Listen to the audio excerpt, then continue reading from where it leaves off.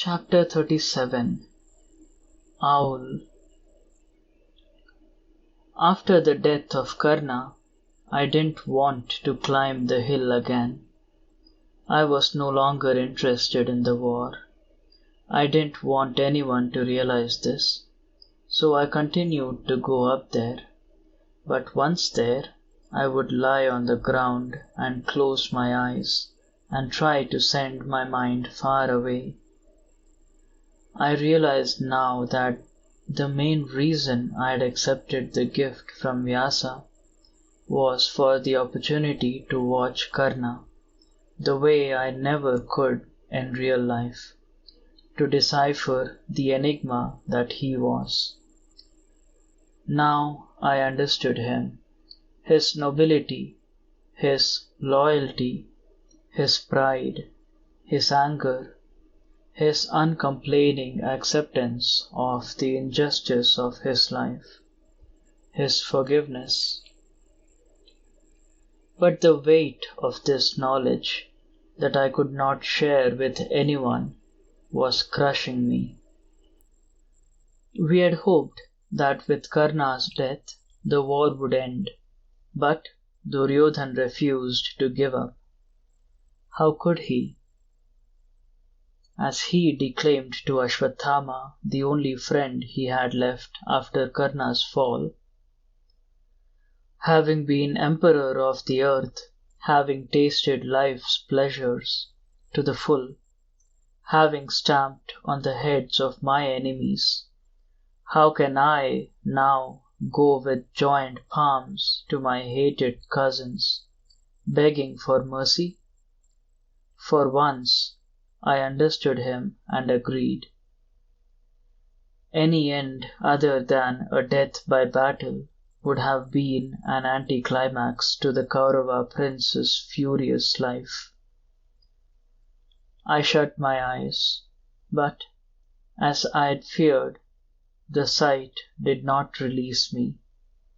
And so I saw Salya, last of the commanders, fall to Yudhishthir's javelin.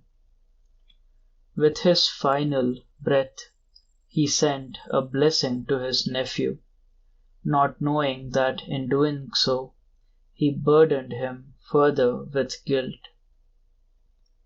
I saw the last of the Kaurava chariots explode, the last of the horses and foot soldiers die.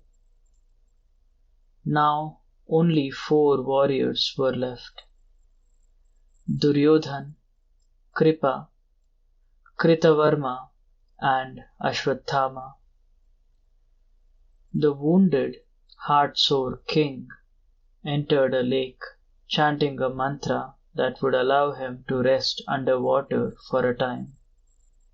But spies informed the Pandavas of this. They arrived at the lake and challenged Duryodhan to a final confrontation. I saw the Kaurava prince leave his sanctuary, impelled by the pride that had always been his downfall. And so the last battle took place at Samantapanchaka, a place once considered holy, but now laid waste by war. Around my husbands the land stretched sick and discolored, great, gaping holes torn into its side by the blasts of astras. The few remaining trees were leafless skeletons. There was no sign of the many birds and beasts that had roamed here peacefully just a few weeks ago.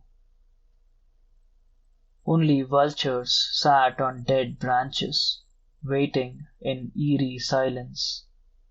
This was what we had done to our earth. Nakul said, "You know how the eldest brother is, very noble and admirable, only sometimes he doesn't think things through. So he tells Duryodhan, You are alone here and tired out, and there's 5 of us against you, which isn't fair. Why don't you fight a duel with one of us? You can choose the person you want to fight, and you can choose your weapon too. Whoever wins will rule Hastinapur." We stared at him, quite horrified. We knew that none of us except Bheem was equal to Duryodhan, not if he chose to battle with a Gadha, which of course he would, it being his favorite weapon. Krishna was furious. He told eldest brother, "You are a fool. Millions of men have died in the last few days to protect you from Duryodhan. Your brothers have faced the greatest dangers to secure your victory. Panchali has wept and prayed for this moment through 13 years of hardship and humiliation. I myself have manipulated Dharma to help you. Now you throw it all away with one grandiose gesture? You know that Duryodhan learned Gadha Yudha from my brother Balaram, the world's greatest mace fighter. No one in the world can beat him at it. You should have just killed him when you had the chance."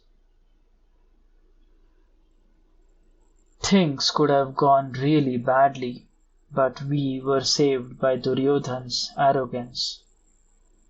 He said, "Not one among the lot of you is a fit opponent for me, other than perhaps Bheem. I invite him to duel me. In this way, when I kill him and give back my rightful kingdom, I'll have the satisfaction of having fought a good fight." We breathed a sigh of relief, but our joy was short-lived. As soon as they began, we could see how good Duryodhan was, how lightly and gracefully he sidestepped Bheem's blows, how cannily yet viciously he struck. We remembered what our spies had reported. Years back, he had had his armorers make him an iron statue of Bheem. Every night he practiced on it, and with every strike his hatred of our brother grew. He had even had it brought to Kurukshetra. Today he had called upon all of that hate to fuel his strength. Our Bheem didn't have enough malice in him to counter that force. They fought for an hour, 2. Bheem was getting tired, I could tell. Duryodhan hit him so hard in the chest that he staggered and almost fell. Recovering, he hit Duryodhan on the shoulder with all his strength. It was a blow that would have shattered anyone else's bones, but Duryodhan didn't even wince. We remembered another report.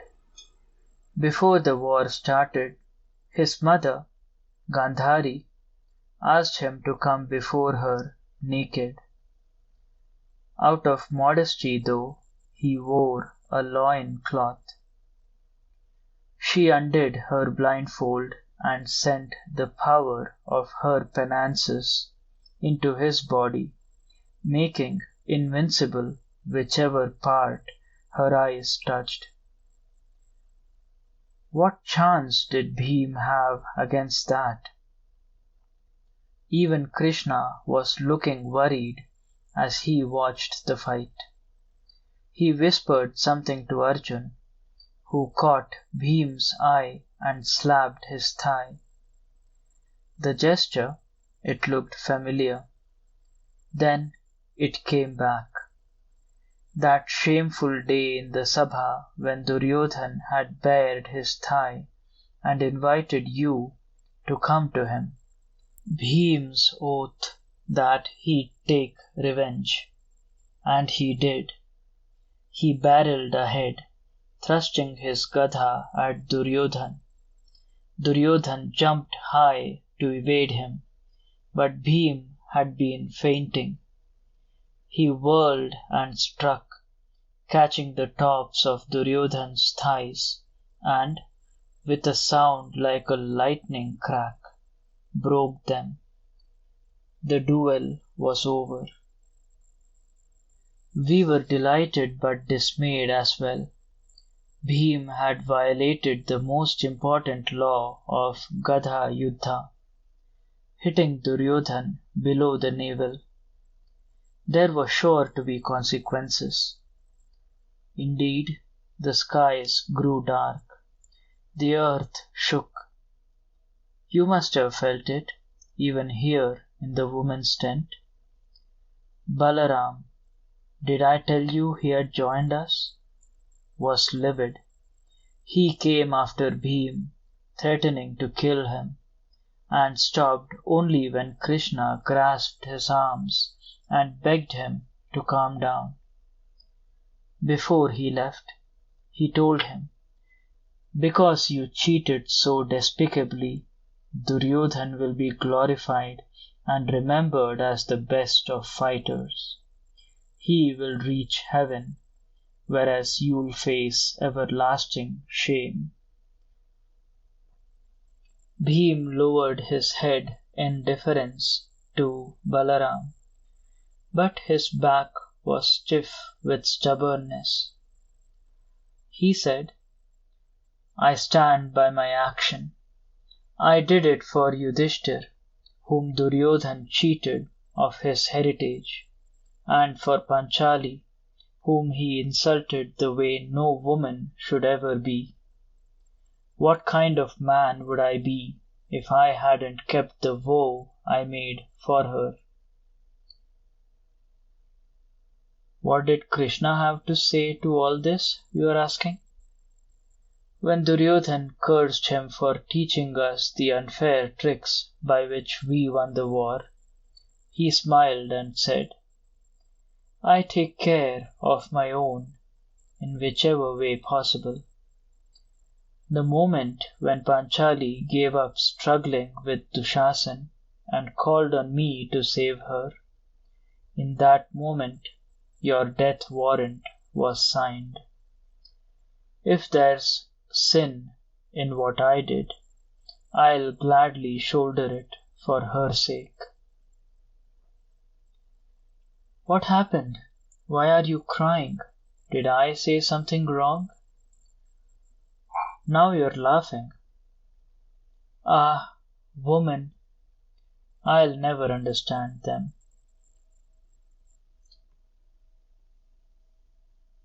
That night, following the ancient laws, we stayed in different places. Krishna and my 5 husbands lay in the vanquished Kaurava camp, as winners were expected to do. Dhri, Shikhandi, my 5 sons, and the handful of soldiers that had survived the massacre slept in the Pandava camp. I longed to join them. There was so much I wanted to say and to hear from each of them.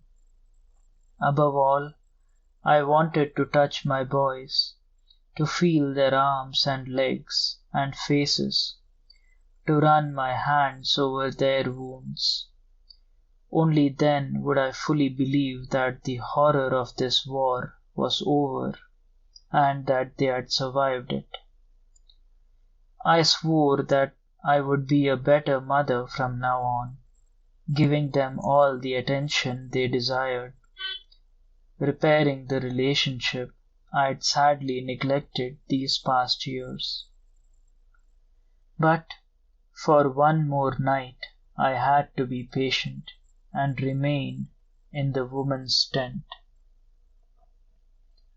All of the women were too excited to sleep. So late into the night we prepared for the victory feast. It would be tinged with sadness, yes, but at least this terrible war was at an end. Even Uttara was in better spirits. The baby had kicked for the first time today. We took that as a blessing sign. As I rolled balls of sweet dough for frying, I silently thanked the gods that amidst all this devastation, the people I cared for most, all except one, were alive. I was so much more fortunate than the other women. Subhadra, Uttara, Kunti, far off Hidimba, who by now must have received news of her only child's end, and Gandhari, who would soon be bereft of every one of her 100 sons. A dark thought uncoiled my mind. I, who was a major cause of so much destruction, had no right to be so lucky. I talked and laughed louder and busied myself with the details of the feast, but it wouldn't leave me.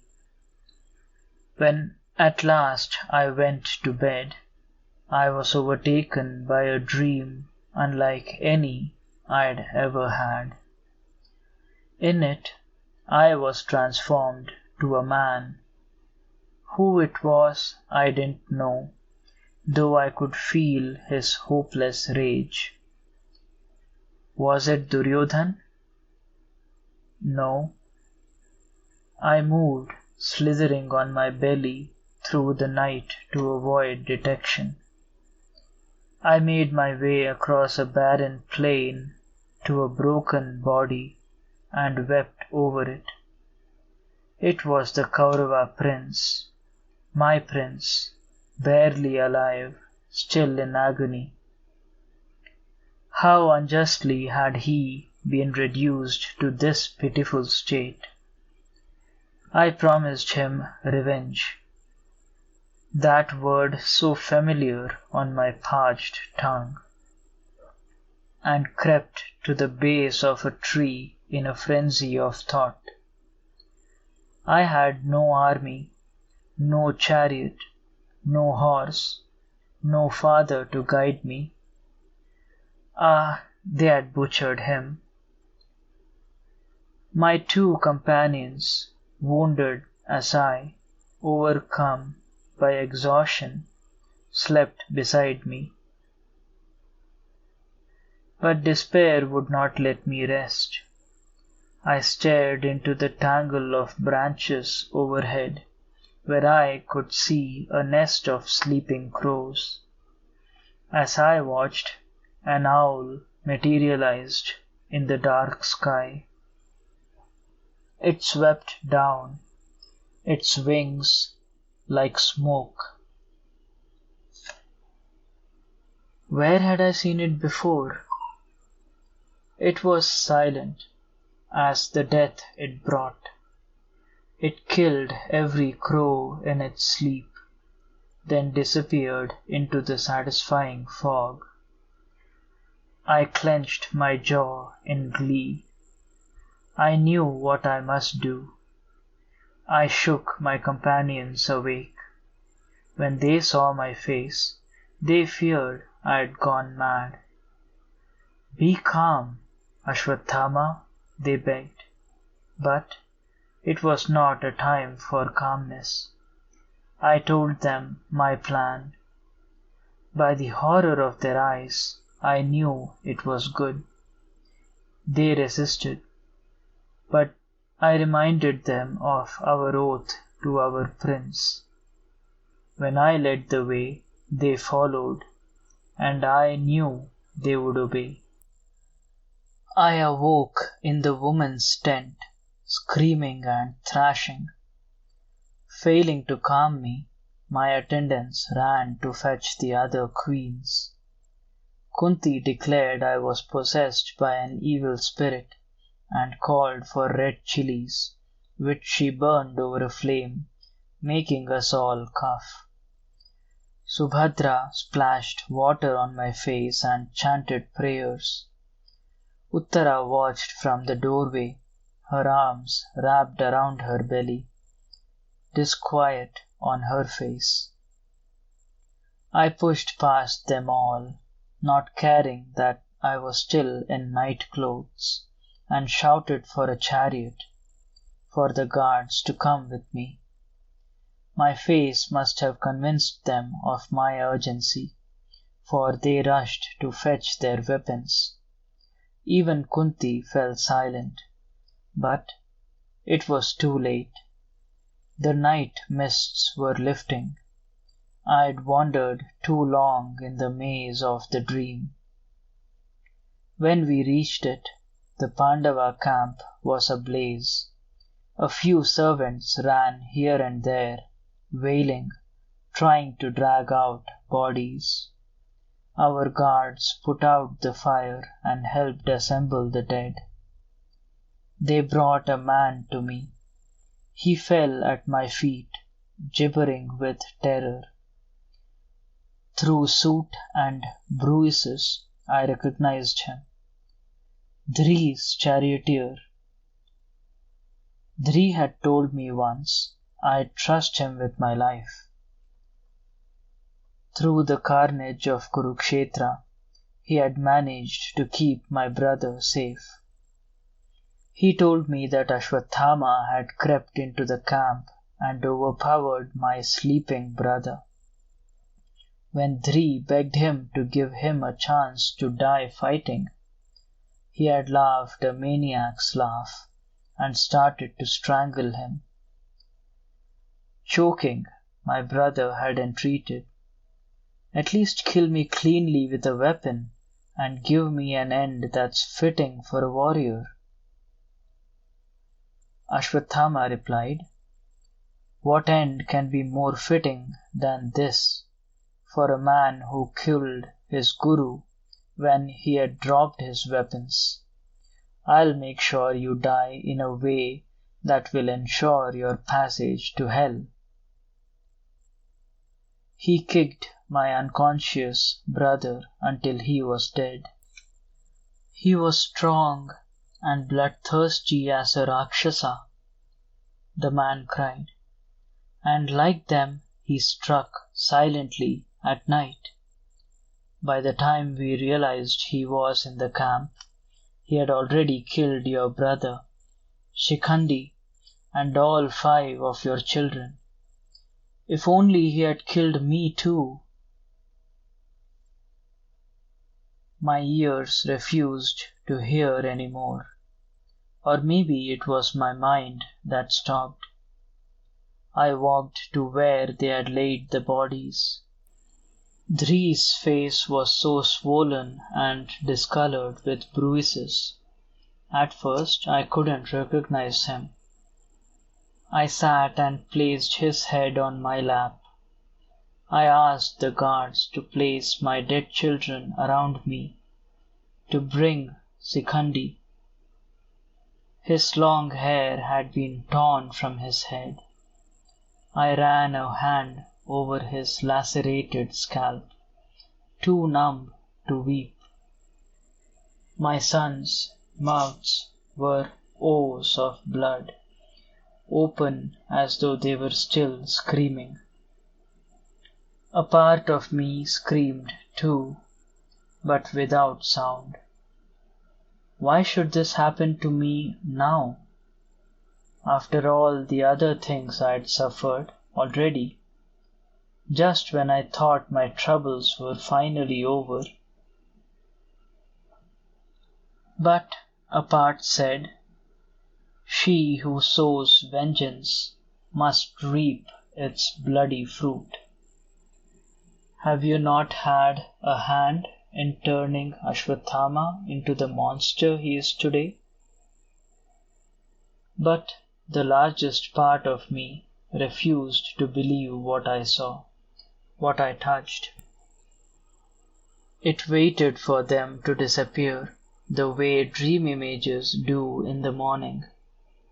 When they didn't, my mind detached itself from my body and flew away. I was a girl again in Campilia, behind a curtain, whispering to Dri the words he didn't remember from his lessons. Later, on our lonely terrace, I hung on his words as he explained to me the rules of righteous war.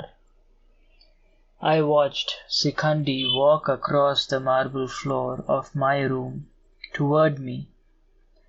I heard him tell me the pain of his past life as Amba. At our gates, I held his calloused hand and begged him not to leave us yet. Older, I ran after my children in the gardens of the Palace of Illusions, scolding them for some childhood naughtiness while they dodged me, laughing. One of them plucked an aparajita flower and stuck it in my hair. I gathered him in my arms. I would never let him, any of them, go. But a flute was calling me, sweet but insistent, refusing to allow me to rest.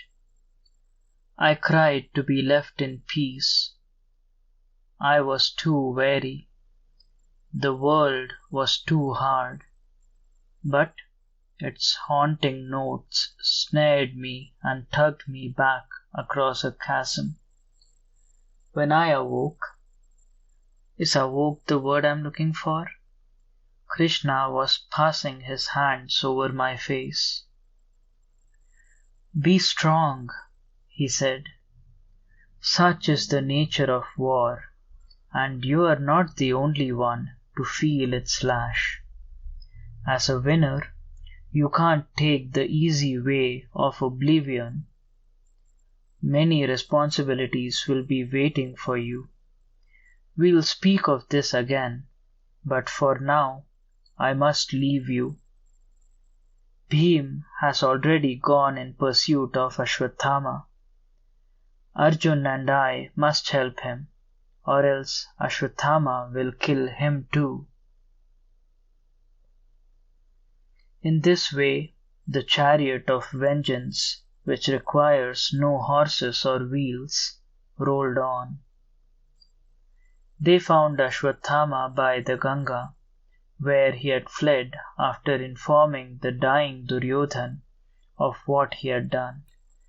Ashwatthama fought Arjun with the one-pointed strength of desperation, and when it was clear he couldn't win, he loosened upon the world the terrible Brahmasira Shastra with the command, "May the earth be rid of the seed of the Pandavas." Arjun countered it by sending his own astra.